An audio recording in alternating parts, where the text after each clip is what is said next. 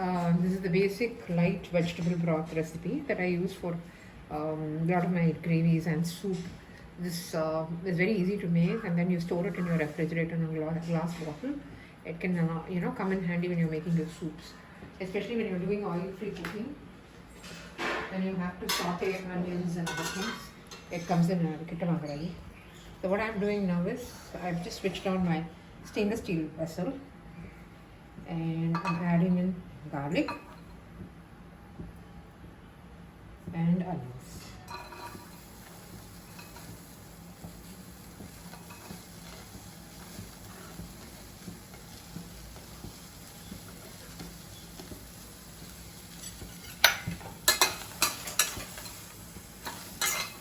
So I'm just sauteing without adding oil. Look at enough. So if you think it's getting stuck to the pan, I will use a bit of water.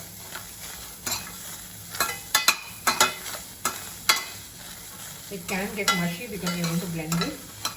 So if you're going to caramelize things, then normally I don't add water. I keep it on the low flame and keep it stirring it. So this is for the vegetable broth. So it's okay if it gets mushy. So I have added it here.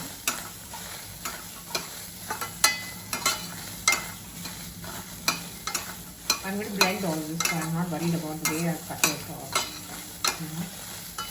Okay. So I'm adding 2 carrots. So I added 1 onion and small one, and then I'm adding 2 carrots that's sliced.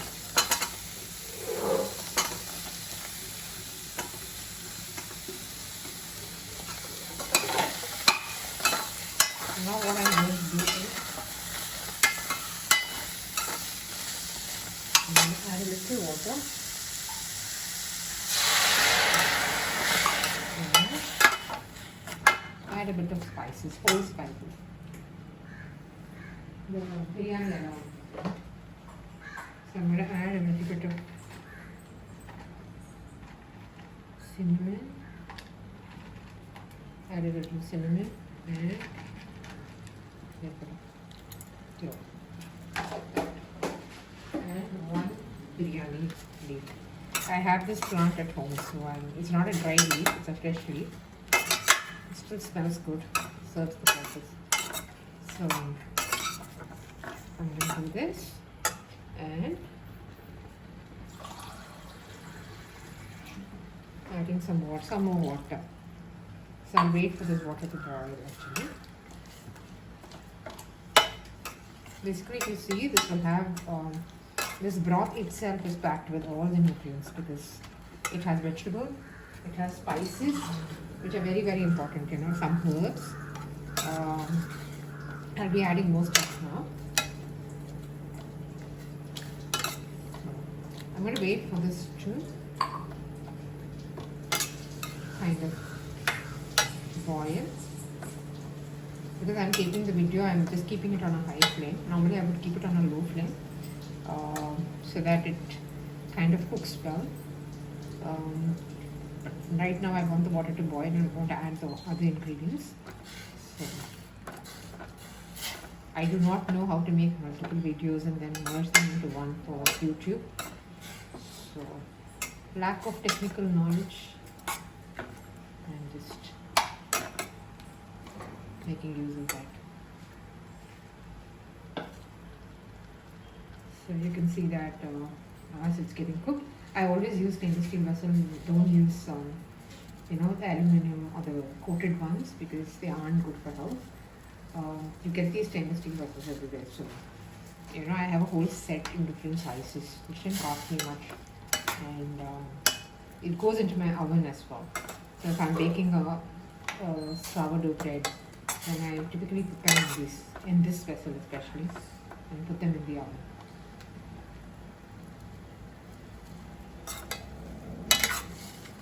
So I normally keep them handy. Every week I make a batch, and I keep it in the refrigerator.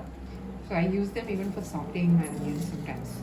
If I'm adding into curries a little bit of the spices, it adds a lot of flavor to my curry. So as it's boiling, I'm going to get the other ingredient ready.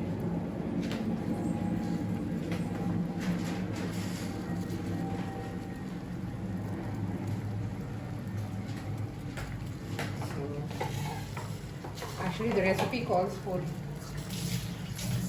Roma tomatoes. I don't know what Roma tomatoes are. We don't get them here. I've seen them some in Salem probably, but not here. So I'm going to add the regular tomato. It doesn't matter. A tomato is a tomato at the end of the day. So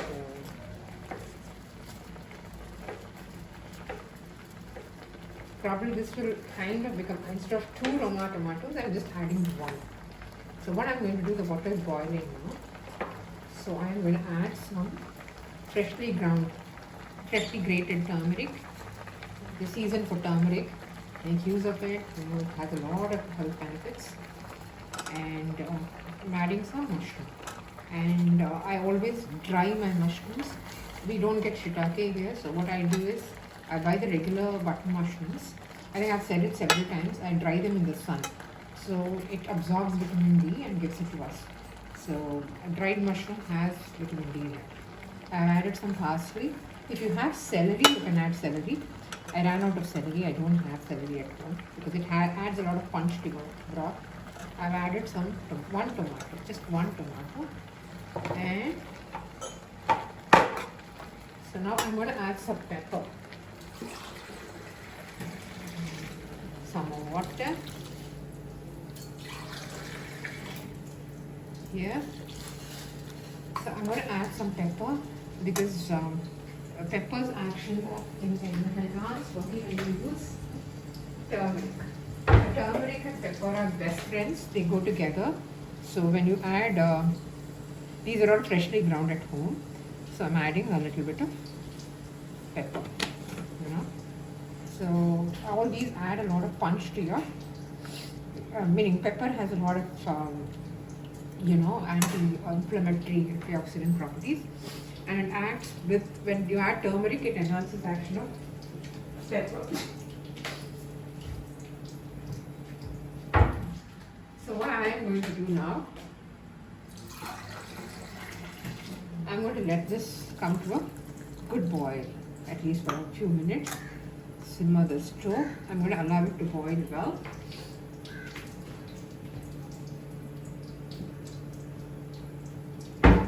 I'm getting another spice mixture ready.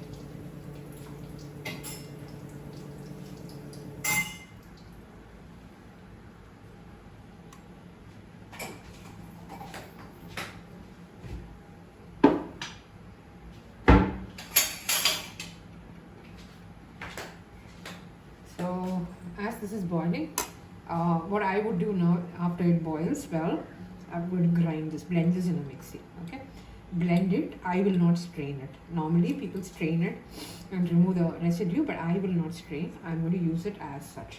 Just blend it and kind of dilute it a little more and then use it. But then I'm also going to add some more of nutrients to this broth. So what I'm going to do,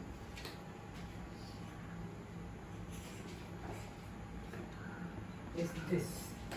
Now you see I have a mix here. What I'm coming up. Okay. So what I have done here, this is nutritional yeast. Okay. This is nutritional yeast. So I've added some nutritional yeast, about a spoon or so. I use this brand. They don't pay me, of course.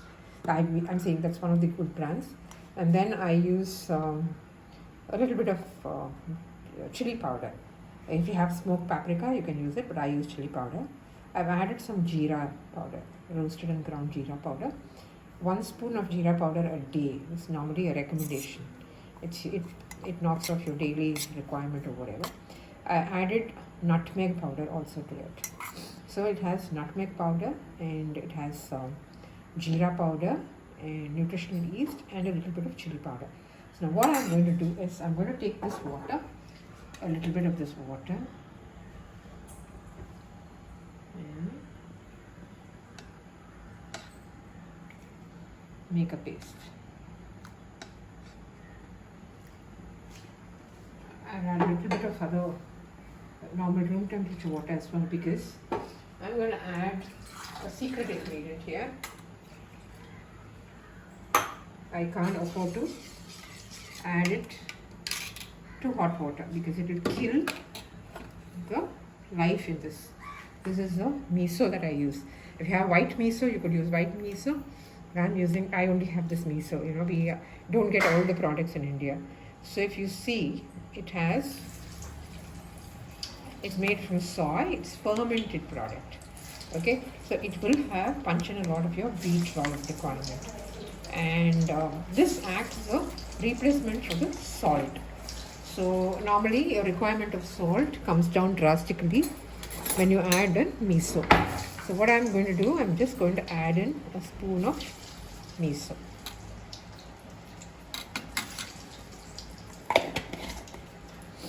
And I kept this ready. So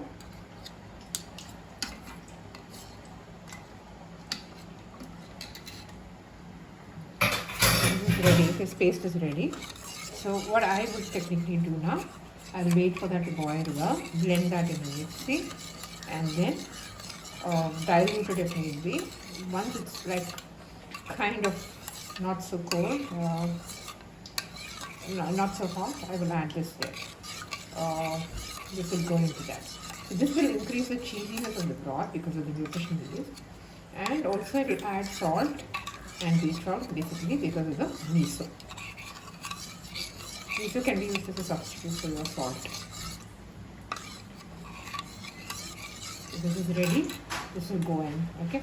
So here we go with our broth. It's still getting cooked. I will wait for things to get cooked because I have to blend them and then dilute them if need be, and then add this. And tonight I'll be making my rajma, parsley and pumpkin soup, and I will add fresh broth to it.